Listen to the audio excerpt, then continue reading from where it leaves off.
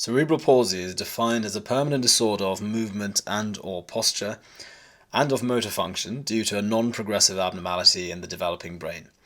So what it means by non-progressive is that the brain damage has been inflicted at some point, usually before birth, but can be around the time of birth as well.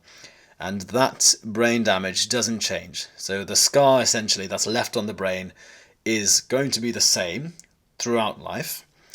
The only thing is that the manifestations of that brain damage will vary as the child becomes older and develops more and more functions. So that's why cerebral palsy is interesting, because we can sort of relate it almost to a stroke in adults to some extent, because it is caused by a loss of function of a certain brain area. The difference is that a stroke happens after someone has had the function of that brain area for some time. So it's usually notable as being a loss of function as opposed to anything else.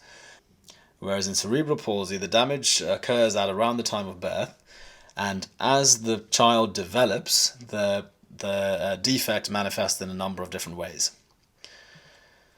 So causes-wise, the vast majority are antenatal, so it can be intracranial hemorrhages in utero, it can be congenital infections and various genetic syndromes. It can be some sort of birth complication as well, so like a hypoxic ischemic brain injury due to some sort of labor-related complication.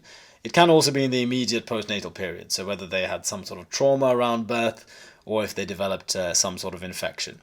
The manifestations can vary quite considerably depending on the brain areas affected and the extent to which they are affected, but features include abnormal tone, delayed motor milestones, feeding abnormalities, persistence of primitive reflexes, and rather importantly, asymmetrical hand function at the age of less than 12 months. So normally children don't have a preference for one hand or the other until they're at least 12 months old.